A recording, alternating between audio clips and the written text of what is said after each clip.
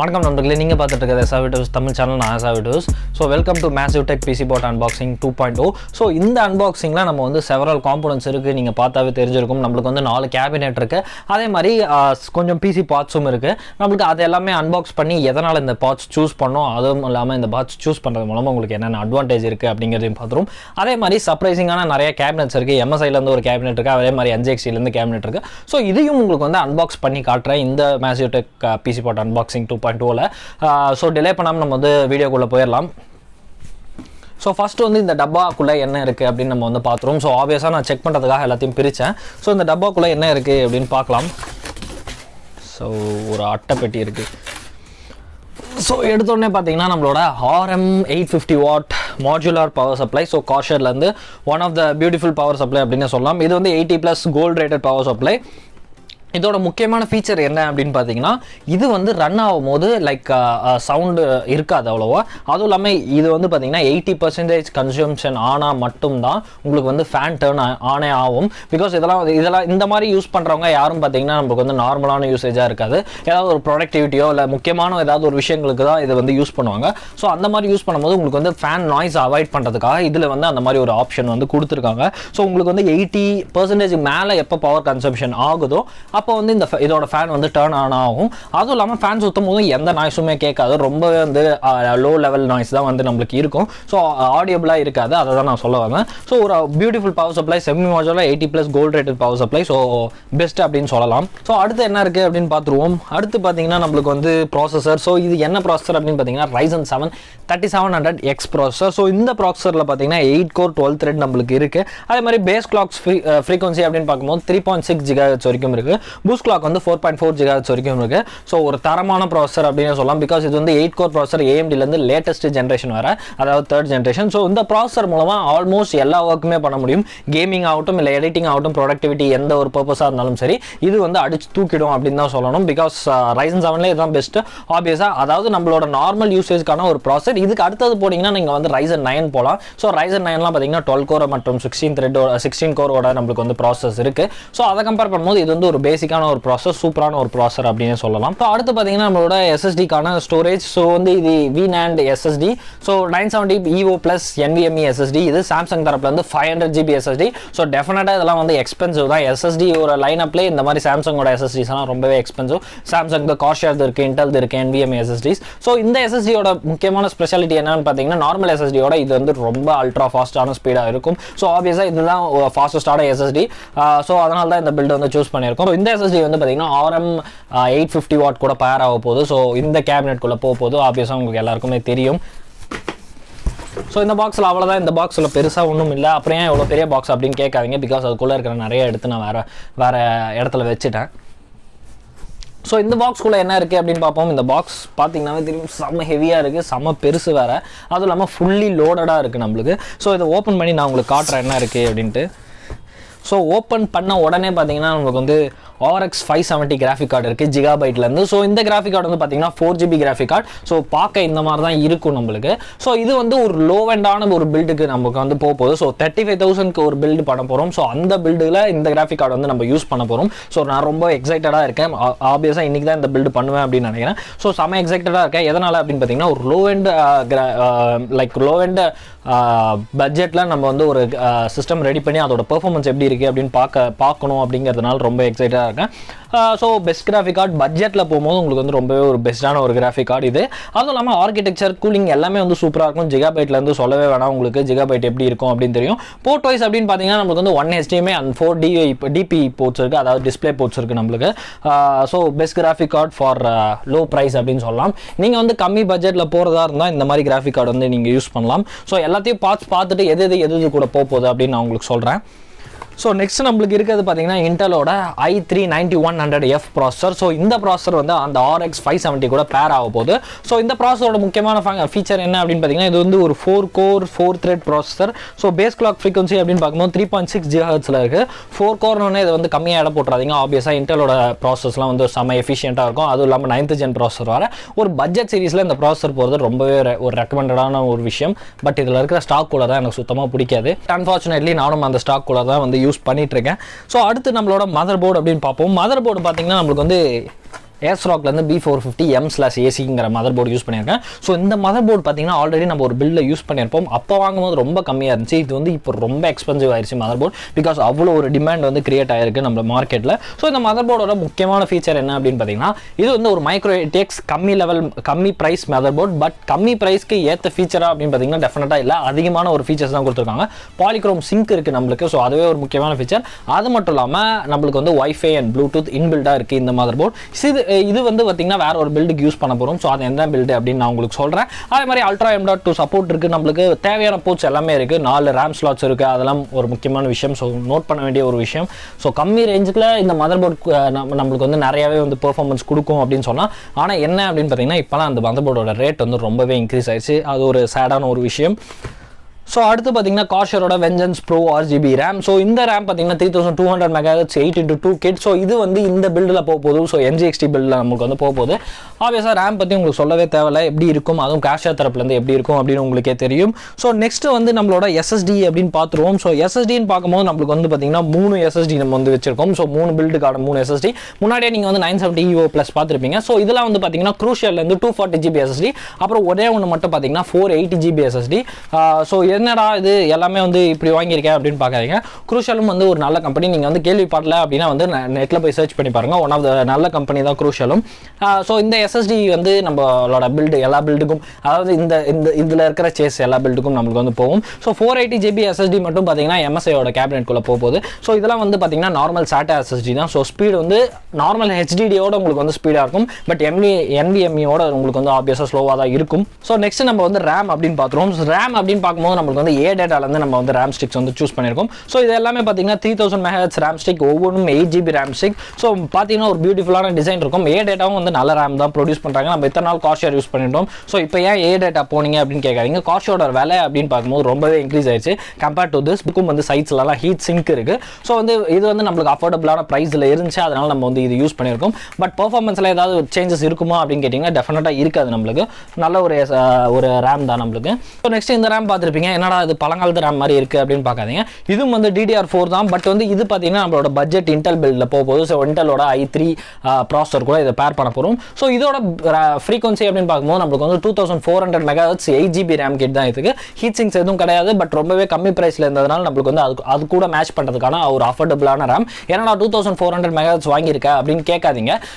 எதனால் 2400 போனோம் அப்படிங்கிறது வந்து உங்கள் பாதி பேருக்கு தெரிஞ்சிருக்கும். இன்டெலோட ப்ராசஸஸ் எல்லாமே வந்து பார்த்தீங்கன்னா எவ்வளோ ஹை ஃப்ரீக்வன்சி ரேமாக இருந்தாலும் அதுக்கு வந்து அது வந்து ஒரு முக்கியமான விஷயம் கிடையாது. ஸோ அதோட பெர்ஃபார்மன்ஸ் ரேமோட ஃப்ரீக்வன்சியை டிபெண்ட் பண்ணி கிடையாது. அது எல்லாருக்குமே உங்களுக்கு தெரியும். ஸோ இதே AMD தரப்பில் இருந்த ஏதாவது ஒரு ப்ராசஸர் வாங்கியிருந்தோம்னா டெஃபினட்டாக வந்து 3000 MHz RAM தான் நானும் சஜஸ்ட் பண்ணியிருப்பேன். பட் இன்டெல்னால நம்மளுக்கு வந்து இந்த ரேமே மோர் தேன் இனஃப் அப்படின்னு தான் சொல்லணும். அடுத்ததாக பார்த்தீங்கன்னா நம்மளோட 2TB massive storage. So SSD இது வந்து பார்த்தீங்கன்னா MSIயோட பில்டுக்குள்ளே போகுது. ஸோ இது வந்து லைக் எதனால் WD போகணும் அப்படிங்கிறது எதுவும் ஸ்பெசிஃபிக்கான காரணம் கிடையாது.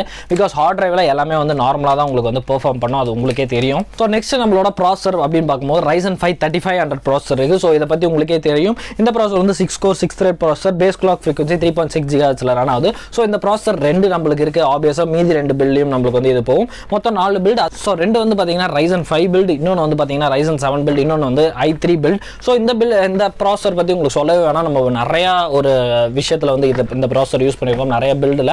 பிகாஸ் இது வந்து ஒரு பெஸ்ட் வேல்யூவான ஒரு ப்ராசஸர். நம்ம கொடுக்குற மணிக்கு ஏற்ற ப்ராசஸர் இதுதான். ஸோ அதனால தான் இந்த ப்ராசஸர் வந்து இந்த பில்டுக்காக நம்ம வந்து சூஸ் பண்ணியிருக்கோம். ஸோ இதை வந்து கீழே வச்சிடலாம். ஸோ நெக்ஸ்ட் வந்து நம்மளோட கிராஃபிக் கார்டு. ஸோ நம்ம சூஸ் பண்ணியிருக்க கிராஃபிக் கார்டு பார்த்தீங்கன்னா கேலக்ஸிலேருந்து GT GeForce 1650 super. So 2 graphic card choose பண்ணியிருக்கோம். எதனால் 2 கிராஃபிக் கார்டு அப்படின்னு உங்களுக்கு வந்து தெரிஞ்சிருக்கும் நம்மளுக்கு. ஸோ 2 பில்டில் நம்ம வந்து ஒன்று வந்து MSIக்கு போகும், இன்னொன்று வந்து இன்னொரு antec கேபினெட்டுக்கு போகும். ஸோ ரெண்டுமே வந்து ஒரு சூப்பரான ஒரு கிராஃபிக் கார்டு தான். 1650 சூப்பர் அப்படிங்கிறது ஒரு பட்ஜெட்டில் நம்மளுக்கு போகும்போது இந்த கிராஃபிக் கார்டு வந்து நல்லாவே சூட் ஆகும் நம்மளுக்கு. அதுவும் இல்லாமல் இந்த கிராஃபிக் கார்டு வந்து பார்த்தீங்கன்னா லைக் ரொம்ப வந்து ஹையர் எண்ட் கிராஃபிக் கார்டு இல்லை ரொம்ப லோயர் எண்ட் கிராஃபிக் கார்டு அப்படின்னு சொல்ல முடியாது. நம்ம ஒரு பட்ஜெட்டில் போகிறோம் அப்படின்னா இது வந்து பெஸ்ட்டு. அதுவும் கேலக்ஸில் சூஸ் பண்ணது பார்த்தீங்கன்னா நமக்கு வந்து கம்மி ப்ரைஸ், கொஞ்சம் நல்ல பெர்ஃபார்மன்ஸ் கொடுக்கக்கூடிய ஒரு கார்டு. இதே நீங்கள் MSI போனீங்கன்னா, MSI இல்லை Asus இல்லை ஜிகாபைட் போனீங்கன்னா இதோட ப்ரைஸ் ஐயா வரும். பட் வந்து சிமிலராக தான், ரொம்ப சிமிலராக தான் பெர்ஃபார்மன்ஸ் வரும். Asus வந்து பார்த்தீங்கன்னா ரொம்பவே சூப்பராக இருக்கும். பட் மற்ற 2 வந்து பார்த்தீங்கன்னா சிமிலர் பெர்ஃபார்மன்ஸ் தான். அதனால் நம்ம இந்த இதுக்கு போயிருக்கோம். ஸோ இதுவும் பார்க்கவும் நல்லாயிருக்கும். ஸோ பாக்ஸ் பார்க்கும்போதே தெரிஞ்சிருக்கும் எவ்வளோ ப்ரீமியமாக இருக்குது அப்படின்ட்டு. ஸோ இதை கீழே வச்சிடலாம். ஸோ இந்த மதர் போர்ட் பார்த்தீங்கன்னா குட்டியாக அழகாக காம்பாக்டாக இருக்குது. ஸோ இந்த மதர் போர்ட் தான் பார்த்தீங்கன்னா நம்மளுக்கு i3-9100F கூட போகுது. ஸோ இது வந்து ஏசூஸ்லேருந்து prime H310M motherboard. So இந்த மதர் போர்ட் பார்த்தீங்கன்னா ஒரு மைக்ரோ ATX மதர் போர்ட். அதுவும் இல்லாமல் இதில் 2 RAM ஸ்லாட்ஸ் இருக்கும், 1 PCI ஸ்லாட் இருக்கும். ஸோ அது மூலமாக நீங்கள் வந்து இந்த மாதிரி கிராஃபிக் கார்ட்ஸ் அதை எதாவது போட்டுக்கலாம். அதே மாதிரி சின்ன PCI ஸ்லாட் இருக்கும். ஸோ சின்னது இந்த சென்ஸ் PCI 2.2 இருக்கும் நம்மளுக்கு. அது எதுக்கு அப்படின்னு பார்த்தீங்கன்னா நீங்கள் வந்து வைஃபை அடாப்டர் போடணுனாலும் வைஃபை அடாப்டர் போட்டுக்கலாம், இல்லை வந்து வேறு ஏதாவது விஷயங்கள் போடணுனாலும் போட்டுக்கலாம். அதே மாதிரி M.2 ஸ்லாட்டும் இதில் ஒன்று இருக்குது. ஸோ ஃபியூச்சரில் அவங்க கிட்ட பட்ஜெட் இருந்தால் மோஸ்ட்டாக வந்து அப்கிரேட் பண்ண மாட்டாங்க. பிகாஸ் இந்த மாதிரி ஒரு கம்மி லெவல் நம்மளுக்கு வந்து காம்பனன்ட் சூஸ் பண்ணும்போது NVMe SSD போடுறது வந்து நான் வந்து நான் அட்வைசபிள்னு தான் சொல்லுவேன். பிகாஸ் நீங்கள் அதுக்கு பதிலாக ஒரு ரேம் ஸ்லாட், அதாவது இன்னொரு 8GB ரேம் வந்து வாங்கி போட்டுக்கலாம், இல்லை வந்து வேறு எதையாவது நீங்கள் கூட அப்கிரேட் பண்ணிக்கலாம். பட் அதுக்கும் ஸ்லாட் இருக்குது அப்படின்னு சொல்கிறதுக்காக தான் உங்களுக்கு சொல்கிறேன். ஸோ இது வந்து ஒரு கம்மி level budget mother board. So இந்த பில்டு, அதாவது இந்த மதர் போர்டோட பில்டு என்னன்னு பார்த்தீங்கன்னா H310 மதர் போர்டு. அது மட்டும் இல்லாமல் i3-9100F, அப்புறம் வந்து RX 570, அப்புறம் VS 450W power supply, 8GB RAM, 240GB SSD. So இதுதான் வந்து இந்த பில்டுக்கான ஒரு பட்ஜெட். ஸோ இந்த பில்டோட பட்ஜெட் வந்து பார்த்தீங்கன்னா 35,000 அரௌண்ட் வரும் உங்களுக்கு. ஸோ அடுத்ததாக இன்னொரு மதர் போர்டு இருக்குது. இந்த மதர் போர்டு என்ன அப்படின்னு பார்த்தீங்கன்னா MSIயோட B450 Pro VDH Max mother board. So இந்த மதர் போர்டுக்கு போன முக்கியமான காரணமும் பார்த்தீங்கன்னா ப்ரைஸ் அண்ட் அவைலபிலிட்டி அப்படின்னு தான் சொல்லணும். ப்ரைஸும் கம்மி, அதாவது மற்ற மதர் போர்டு கம்பேர் பண்ணும்போது இது கொஞ்சம் கம்மியான ப்ரைஸில் இருந்துச்சு. அதுவும் இல்லாமல் இது வந்து பார்த்தீங்கன்னா ஒரு micro ATX mother board. But 4 RAM slots நம்மளுக்கு வந்து வரும். அதே மாதிரி ஒரு PCI ஸ்லாட்டும் அப்புறம் PCI 2.0 ஸ்லாட் வந்து 2 வரும். ஸோ அது மூலமாக நீங்கள் வந்து வைஃபை கார்டு, இல்லை சவுண்ட் கார்டு, இல்லை நெட்வொர்க் கார்டு எது வேணாலும் போட்டுக்கலாம். ஸோ இதில் இன்பில்ட்டாக வைஃபை இல்லை, அதுவும் இல்லாமல் MSIயோட மிஸ்டேக் லைட் சப்போர்ட்டும் கிடையாது நம்மளுக்கு.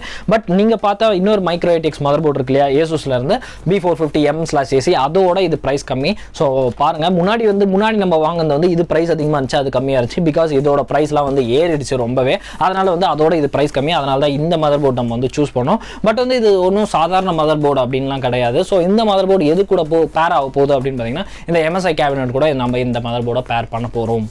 ஸோ ஃபைனலாக பார்த்தீங்கன்னா நம்மளுக்கு வந்து 2 பவர் சப்ளை இருக்குது. ஸோ ரெண்டுமே பார்த்தீங்கன்னா காஷியர்லேருந்து VS 550W பவர் சப்ளை. இது அந்த MSI மதர் போர்டுக்கும் B450 Asrock மதர் போர்டு கூடயும் பேர் ஆக போகுது இந்த 2 பவர் சப்ளை. ஸோ ஆப்வியஸாக காஷியர் பற்றி உங்களுக்கு தெரியும், சொல்ல வேணாம் அப்படின்னு நினைக்கிறேன். பிகாஸ் எல்லா மிலிட்டரியும் நம்ம வந்து அதை தான் யூஸ் பண்ணியிருப்போம். ஸோ இந்த பாக்ஸில் பார்த்தீங்கன்னா அவ்வளோதான், வேறு எதுவும் இல்லை. கொஞ்சம் தர்மோகோல்ஸ் அதெல்லாம் வந்து வச்சுருக்காங்க. ஸோ இதை ஓரம் வச்சிடலாம். ஸோ நெக்ஸ்ட் வந்து நம்ம கேபினெட்டை பார்த்துருவோம். இந்த கேபினெட் பற்றி உங்கள் எல்லாருக்கும் தெரியும், நம்ம ஆல்ரெடி ப்ரீவியஸ் பில்லில் போட்டிருப்போம். ஸோ அன்ஃபார்ச்சுனேட்லி இந்த கேபினெட் நம்ம வந்து ஓப்பன் பண்ண மாட்டோம்.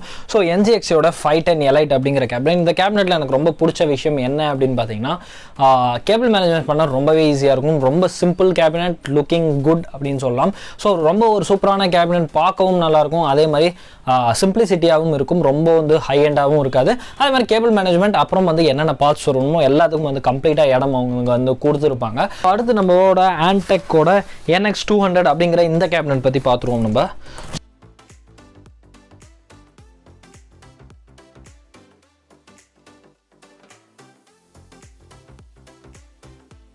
ஸோ இதுதான் நம்மளோட antec கேபினெட். செம்ம குட்டியாக க்யூட்டாக அழகாக இருக்கும் நம்மளுக்கு. ஸோ இது வந்து பார்த்தீங்கன்னா அந்த பட்ஜெட் 35,000 பில்டு கூட இந்த கேபினெட் வந்து போகும். ரொம்ப வெயிட்லெஸ். ஃப்ரண்ட்டில் பார்த்தீங்கன்னா இங்கே வந்து ஒரு லைட் எரியும். அதே மாதிரி உள்ளே பார்த்தீங்கன்னா நம்மளுக்கு வந்து ஒரே ஒரு ஃபேன் பேக்கில் மட்டும் கொடுத்துருக்காங்க அவங்க. ஸோ ஒரு கம்மி ப்ரைஸ் பட்ஜெட்டில் நம்ம போனோம் அப்படின்னா டெஃபினட்டாக இந்த கேபினெட் வந்து வாங்கலாம். பிகாஸ் வந்து அதுக்கேற்ற மாதிரி எல்லா ஃபீச்சர்ஸும் இதில் இருக்குது. ரொம்ப காம்பாக்ட்னஸ் எல்லாமே இருக்குது, ரொம்ப பெருசாக இல்லாமல். ஸோ இந்த கேபினெட் நீங்கள் பார்த்துருங்க. நெக்ஸ்ட் கேபினெட் நம்ம வந்து பார்த்துருவோம். ஸோ இந்த கேபினெட் பார்த்தீங்கன்னா NX310 அப்படிங்கிற கேபினெட் antecலேருந்து இதுவும். ஸோ antecல பார்த்தீங்கன்னா நம்ம சூஸ் பண்ணிருக்கோம் அப்படின்னா ஒரு கம்மி நல்ல பிரைஸ்ல வந்து பாத்தீங்கன்னா நமக்கு வந்து நல்லாவே கேபினெட்ஸ் கொடுக்குறாங்க அவங்க. ஸோ அதனால நம்ம வந்து கேபினெட் வந்து antecல சூஸ் பண்ணியிருக்கோம். அதே மாதிரி கேபினெட் சூஸ் பண்ணுறது எல்லாமே பார்த்தீங்கன்னா உங்களோட பர்சனல் ப்ரிஃபரன்ஸ், அப்புறம் வந்து நம்மளோட அவைலபிலிட்டி செக் பண்ணி தான் நம்ம வந்து கேபினெட்லாம் சூஸ் பண்ண முடியும். ஸோ இன்னொரு காம்பாக்ட் கேபினெட் அப்படின்னு சொல்லலாம். இதுவும் பார்த்தீங்கன்னா antecலேருந்து antec NX310 அப்படிங்கிற கேபினெட். இந்த கேபினெட் பார்த்தீங்கன்னா லைக் சைடில் வந்து டெம்பர் கிளாஸோட வருது. அதே மாதிரி ஃப்ரண்ட்டில் வந்து ஒரு RGB ஃபேனோட வருது. அதே மாதிரி சைட்லையும் நம்மளுக்கு வந்து லைட் ஏரியத்துக்கான ஆப்ஷன் கொடுத்துருக்காங்க. ஸோ 2 சைட்லையும் வந்து நம்மளுக்கு லைட் ஏரியும். அதே மாதிரி இந்த இடத்துல பார்த்தீங்கன்னா RGB ஃபேன் இருக்கும். ஸோ அவுட்டில் பார்க்கும்போது ரொம்பவே சூப்பராக இருக்கும். அதே மாதிரி பின்னாடியும் நம்மளுக்கு வந்து ஒரு ஃபேன் கொடுத்துருக்காங்க. ஸோ 2 ஃபேன் இந்த கேபினெட்டில் வந்து கொடுத்துருக்காங்க நம்மளுக்கு. ஸோ வந்து பின்னாடி பார்த்தீங்கன்னா நம்மளுக்கு வந்து பெருசாக ஒன்றும் இல்லை. அதே மாதிரி இங்கே பிஎஸ்யூக்கு வந்து பார்த்தீங்கன்னா கவர் பண்ணுறதுக்கு ஒரு ஸ்ட்ரவுட் வந்து கொடுத்துருக்காங்க. ஸோ அது ஒரு நல்ல விஷயம் அப்படின்னு சொல்லலாம். கேபிள்ஸ்லாம் நீங்கள் வந்து ஹைட் பண்ணிக்கலாம். ஸோ அதெல்லாம் வந்து விசிபிளாக இருக்காது. எல்இடியை கண்ட்ரோல் பண்ணதுக்கும் நம்மளுக்கு வந்து ஒரு பட்டன் கொடுத்துருக்காங்க. ஸோ ஃப்ரண்ட் எல்இடி மட்டும் கண்ட்ரோல் ஆகுமா, ஃபேனும் கண்ட்ரோல் ஆகுமான்னு சேர்த்து தெரில நம்மளுக்கு. ஆன் பண்ணி பார்த்தா தான் தெரியும். ஸோ பில்டில் ஆன் பண்ணி பார்ப்போம் எப்படி இருக்குது அப்படின்ட்டு. டெஃபினட்டாக வந்து இதுக்கு அடுத்த வர பில்டு வந்து நீங்கள் பார்க்க மறந்துடாதீங்க. அதே மாதிரி நிறைய பேருக்கு வந்து டவுட் இருக்கும், ஆல்ரெடி ஒரு பிசி பில்ட் அதாவது ஆல்ரெடி ஒரு massive tech PC port unboxing 1.0 போட்டோம், அதில் வந்து நீங்கள் வந்து காட்டின காம்போனன்ட்ஸ் எல்லாம் யூஸ் பண்ணலையே சில பில் அப்படின்ட்டு. அந்த பில்லாம் பண்ணியிருக்கோம், பட் அதெல்லாம் வந்து அன்ஃபார்ச்சுனேட்லி கொஞ்சம் லேட் ஆகுது. இந்த வீடியோக்கு அப்புறம் அந்த வீடியோலாம் ரெகுலராக உங்களுக்கு வந்து வந்துடும். ஸோ வெயிட் பண்ணி பாருங்கள். ஸோ இந்த கேபினெட்டை நம்ம வந்து ஓரமாக வச்சுருவோம். பிகாஸ் இன்னொரு கேபினட் நம்மளுக்கு வந்து இருக்குது, MSI Forge 100M அப்படிங்கிற இந்த cabinet. So beyond the power அப்படின்னு கொடுத்துருக்காங்க. பட் நான் ரொம்ப எக்ஸைட்டடாக இருக்கேன். பிகாஸ் MSIலேருந்து இப்போ தான் நம்ம வந்து ஃபர்ஸ்ட் கேபினட் அன்பாக்ஸ் பண்ணி ஓப்பன் பண்ணி பார்க்க போகிறோம். ஸோ எப்படி இருக்குது அப்படின்னு பார்க்கலாம்.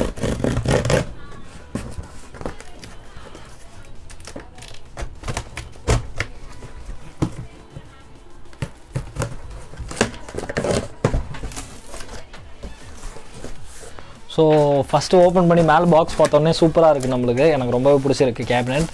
ஸோ செம்ம டிசைனாக இருக்குது நம்மளுக்கு. ஃபுல்லாக எடுத்து உங்களுக்கு நான் காட்டுறேன் எப்படி இருக்குது அப்படின்ட்டு. ஸோ ரெடியாக இருக்கீங்களா பார்க்க கேபினெட்டை? ஸோ இதுதான் MSIயோட கேபினெட். ஸோ இந்த கேபினெட் வந்து பார்த்திங்கன்னா ஒரு பியூட்டிஃபுல் டிசைனோட இருக்குது நம்மளுக்கு. ஸோ பார்க்கும் போதே உங்களுக்கே தெரியும், 2 ஃபேனோட வருது, 3 ஃபேனோட வருது நம்மளுக்கு. பின்னாடி ஒரு ஃபேன் இருக்குது, முன்னாடி வந்து 2 ஃபேன் இருக்குது நம்மளுக்கு. ஸோ அதுக்கு மேலே ஃபேன்ஸ் கிடையாது. பட் வந்து ஒரு கம்மி ரேட் தான். பிகாஸ் MSIங்கிறது வந்து ஒரு கம்பெனி ப்ராடக்ட். அதுவும் இல்லாமல் அதில் கம்மி ரேட்டில் கேபினெட் கொடுக்குறாங்க. முன்னாடி பார்த்திங்கன்னா MSI லோகோ இருக்குது.